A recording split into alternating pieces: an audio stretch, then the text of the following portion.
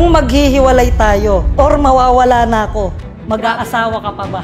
May sikreto ka bang tinatago sa akin? Sikreto? Kung papipiliin ka ng mga tao, sino ang pipiliin mo? Ako o si Victor? Inuubos ko ba talaga yung pera mo? Huling tanong, totoo bang anak ko si Victor?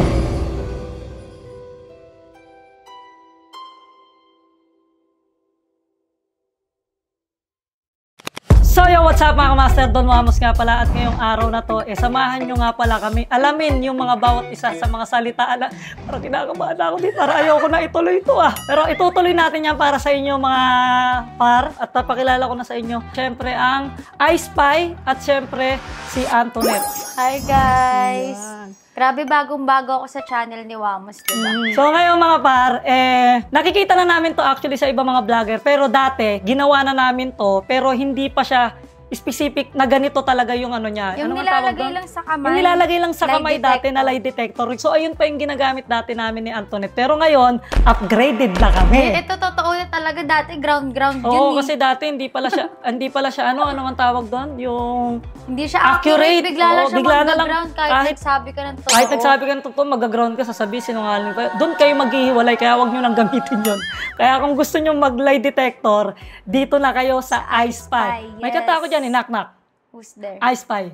Alam ko na yan. I Spy.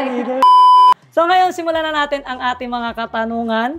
Siyempre, alam nyo naman si Kuya Bunso, mga par, nandito ngayon. Alam nyo na siya, pagka ano, tama ba? Pag ganon siya, tama, pag ganon. Pero bahala na, panoorin nyo na lang. Alam nyo na to. Okay. Wait lang, alam mo, first time namin tong gawin dalawa kasi wala pa kaming yung mga hot seat na question namin sa isa't isa as couple, wala pa.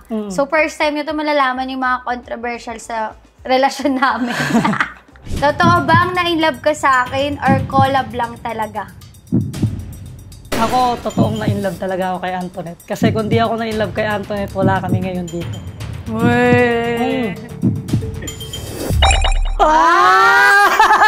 Mali, parang bias ata to eh. Totoo yun. Kasi guys, alam nyo, nung nagko-collab kami ni Antoinette, habang tumatagal, talagang na-i-inlove na ako sa kanya. Kahit unang araw pala pag-meet namin, holding hands na ako. Hindi pa kami nag-meet wallpaper niya na ako yung sinabi ko kay Kuya ano. Sige, oo na. Para at least naka-lie detector, hindi ako makapagsinungaling dito eh.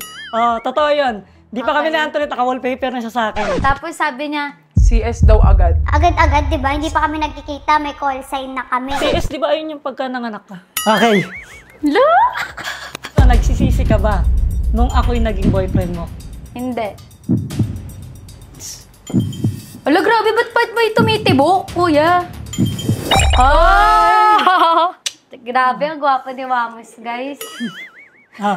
Nagagalit ka ba kapag nagpo-post ako ng mga sexy pictures sa Facebook or Instagram?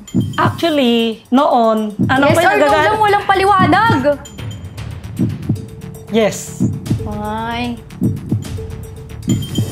Yes.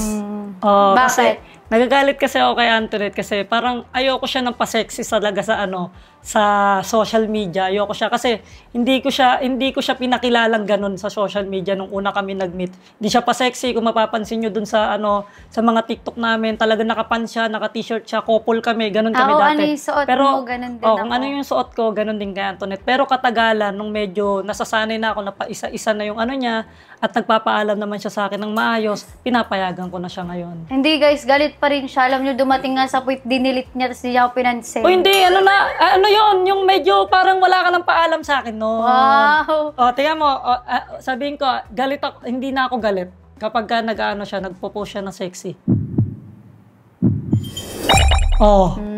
Hindi na ako galit. Inisip mo ba? Ito, medyo mabigat to. Grabe, parang intense na agad yung sa'yo, ha? Inisip mo ba na ipagpalit ako sa iba? Hindi. Wala nang paligoy-ligoy. Hindi. Tingnan natin. Bakit puro ganyan ka? Ayaw mo naman i-down na gano'n. Nagsasabi tayo ng totoo talaga tayo kasi ng totoo, no? May nilike ka na bang sexy picture ng ibang babae secretly or patago? Hindi, ako talaga. Wala! Oo, hindi lang! O sige, yes! Yes, yes! Approve mo! Oo. Alam nyo, ang dami sobra, guys. Hindi, kasi yung mga yon, idolo ko yung mga yun. Idolo? Iniidolo ko yun. Idolo? Oh, alam, nagsasabi Guys, ako eto totoo. na! Idolo ko lahat yon, idolo ha. Yun yung mga yon, kumbaga parang Nilalike niya iniidolo guys ko si sila. ano. Oh, sino nilalike ko? Hindi, nakahuli ko siya kasi magaling ako magkalkal, guys. Dahil ko pa si Kuya Vince. Pero hindi ako Kuya Bunso. hindi ako para magtago kay Antoinette na gano'n. Nagla-like talaga ako kahit makita niya. Sa akin naman, talagang idol ko talaga sila. Kaya Idol ako nilalike. saan? Sa mga Saan? pinanonood ko. Saan? Sa mga pelikula, gano'n. Yung pagbabae, mga gano'n, di ba? Nanlalaki ka ba? Nanlalaki ka ba nung hindi tayo magkasama at umaalis ako ng bahay? Nang tayo na. Oo, syempre. Hindi. Hindi ako manglalalaki. Alam mo naman lagi ako babatay kay Victor. May taga-alaga na tayo ngayon eh. Kaswerte ka. O, tignan mo, sabi niya ako daw yung sobrang ng pag-iisip, tapos pinag-iisipan niya pala ako ng lalaki ako. Oy, syempre, ganun din. Tanong to eh. Kailangan ko yung sama ng loob ko, hindi ikaw lang. So labasan ito sama ng loob. Gusto. Kayo nga, nakalabas eh. Nagsiselos ka ba sa ibang lalaki kong kaibigan? Nagsiselos ako sa ano? Hindi naman. Hindi naman.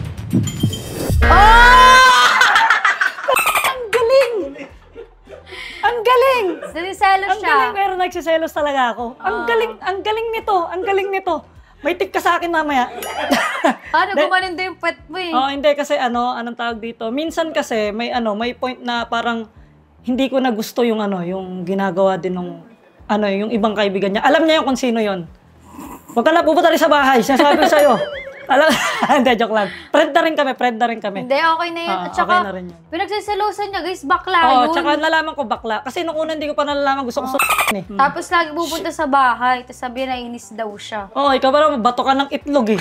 Kung maghihiwalay tayo, kailan kaya? Hindi, joke lang.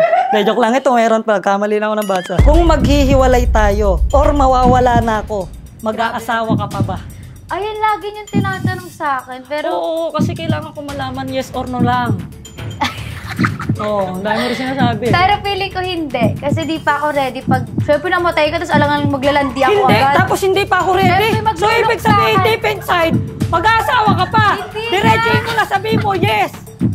Hindi. Diba ang daming pakulo eh? Ayun na, sinabi ko hindi. Sige, hindi ah. Oh my God. Ay! Tangin, ayoko na nito! Yan! Pag namatay ako, papagin na rin kita para magsama tayong dalawa. Wala, hindi ka mag-aasawa. Siguro kinabahan ako sa question mo. Hindi, ba't ka kakabahan? Yun na nga eh, kakabahan ka. Ba't ka kakabahan? Kung totoo Kuya, sinasabi totoo ba mo. naglay ako? O ikaw lang yun? Nag-ano ka? Naglay ito. talaga ako. Hindi, ang gulo kasi wala na. Kasi syempre may isip ko ba na may isip ko ba na mamamatay ka agad? Di ba mga tanong niya yung mga Kaya nga di ba? Lie detector kung ano yung mga nasa puso mo, yun ang huwag ka na magpaliwanag ha. Nararamdaman ko na. Okay, alam nyo na, pag naghiwalay kami, pwede kayo mag-asawa. Asawahin nyo na. Pero pag namatay ka pa dun. Uy, yan, tayo mo ba? Huwag naman. Huwag naman, hiwalayan ako, papatayin pa ako. Ay, nako. Kaya ako na ang hirap mo maging asawa. Meron ka bang anak sa labas? Meron. Alam ng lahat yan. Yes. Hindi ko dinideny yan kasi anak ko yun eh. Ilan? Kuya, ilan? Nakalimutan ko yung ilan. Ilan? Di isa. Ilan lahat ng anak mo pala? 2 kasama si Micho. Ay. Kasi kung sinabi niya hindi, para sino yun? Talaga. Sino pa yung iba pa? Magpo-post ako sa Facebook nahanapin ko. Kung naglay yan, siya tatanungin ko kung sino yun. Ay, siya nakakaalam eh.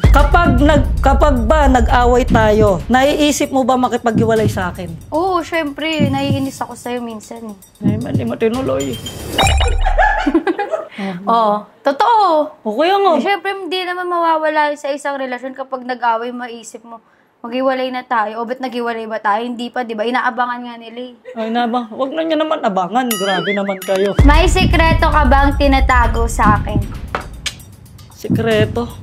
Nung unas, meron kasi hindi pa ako tuloy nun eh. Ano nga? Oo, hindi. Ayun, tagal. Oo. Yung sinisikreto ko sa'yo, oo. Sasabihin mo kung ano yun ah.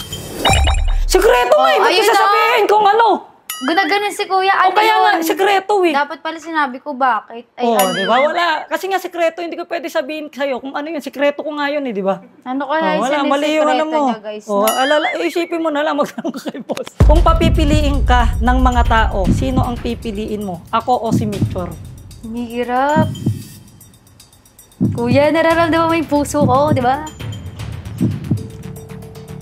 Parang nakakaiyak. Si Meteor. Si Mitchor.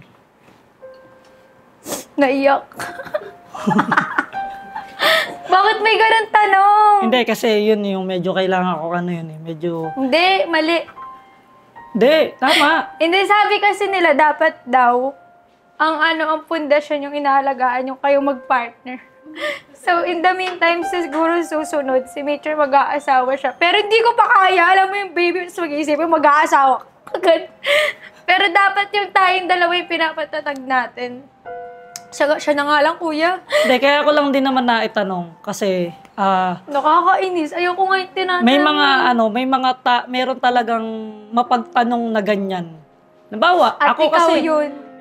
Oo, ako kasi ganun akong tao eh. Paano kaya to? Sino papipiliin ka? Sino ba si Mitchor ba? Kaya o umiyak ako ba? na ako agad. Diba? Para at least medyo handa ka. Pero na dapat naman talaga hindi na kailangan itanong yun.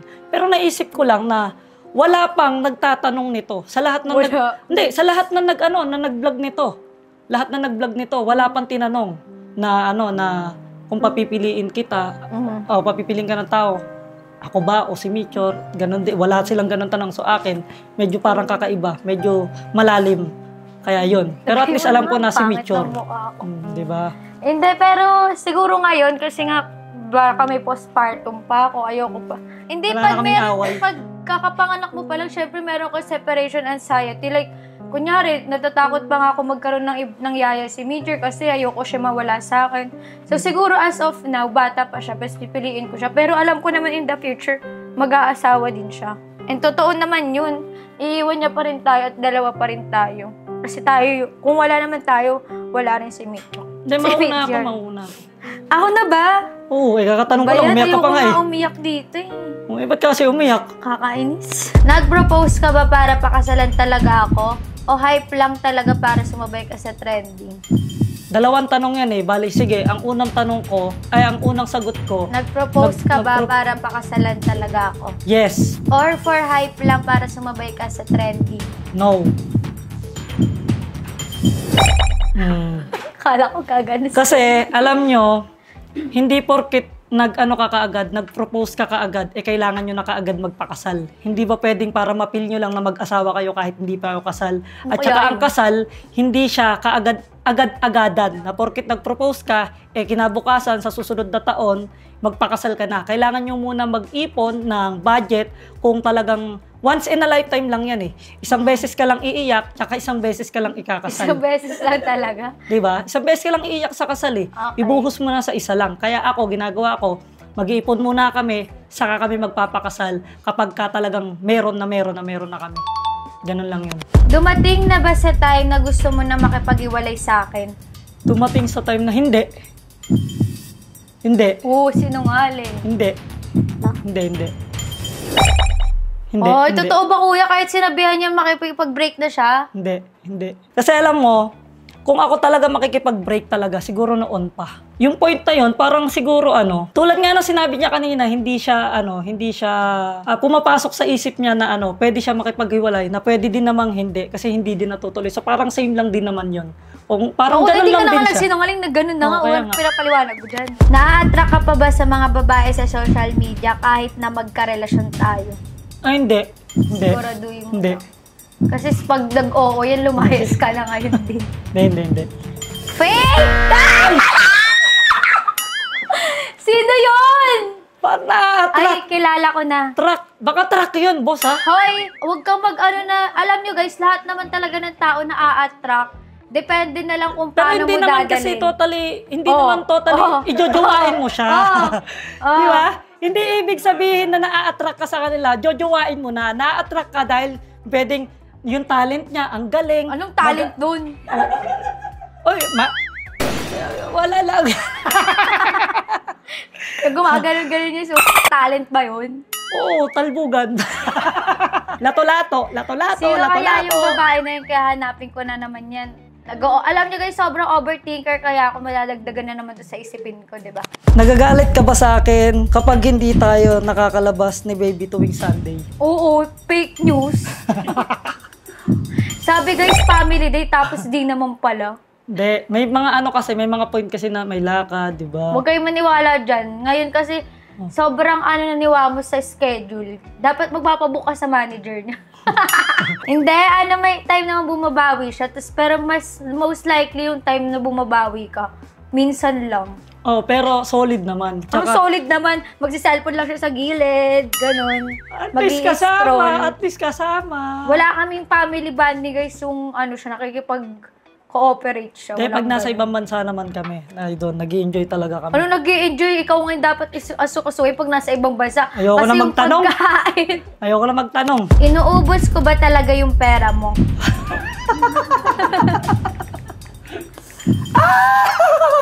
Alam mo yan. Yes? O sige, okay lang. Yes. Yes, kasi inuubos naman ni Antoinette kasi sa maganda naman. Saan maganda? Maganda, sa'yo, maganda ka eh. Saan nga? Hindi, sa mga negosyo, sa mga pagbayad ng bill, pagbayad ng bahay, siya. Kasi kapag kumikita ako, binibigay ko talaga yung pera sa kanya. Ganon. Tama naman talaga kasi provider kami, mga lalaki. Wow, provider. Hindi, totoo, di ba? Totoo, First yung mga lalaki. time. Oh, provider kami, mga lalaki. So, yung pera na kinikita namin, kailangan Pero talaga. Pero inuubos ko ba yun? Ba't sabi mo yes? Hindi. Oh, positive naman. Hindi naman. Nagagalit si ate dun. Ikaw kaya ang kailangan dito sa baka ano ka rito. Actually, magkahiwalay naman yung pera namin. May sariling pera si Wamos, may sarili ng pera. May sarili din pera si Meteor. So, syempre yung mga pangbahay namin, kunyari, siya yung mas malaking pera. Ikaw yung maglalabas. Pero, usually ngayon, medyo hindi pa nakakapagtrabaho si Wamos kasi nga na-hospital siya. Ako yung gumagastos. So, ganun. So, ano siya, sumbatan. Oo, sumbatan te. Kasi sila sabi nyo, naubos na yung pera ni Wamos, kakaretoke ko no? Walang bayad yun, ex-deal. Alam ni Doc Yapi yan. Walang bayad yung ex-deal, Doc Yapi, Icon Dal, ayan, Doc Yapi, hello po. Yes. Yan. Urban Smile. May pinagsilosan ka na ba na influencer na nakakasama ko? Tuwing event or minsan kahit saan? Yes. O, magsasabi na ako kung sino. Alam na yun ni AC yun eh. O, number 1.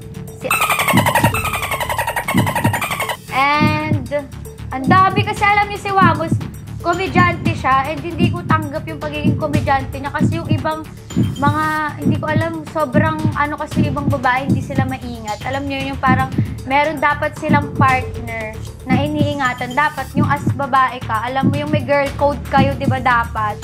So, di ka na para ilapit-lapit mo pa yung susang mo or magpapansin ka pa. Ewan ko kung gusto niya. Ayun, kuya, tanong ko. Sige. Gusto mo ba na may lumalapit sa'yo mga babae? Kasi... Oo, hindi! No explanation.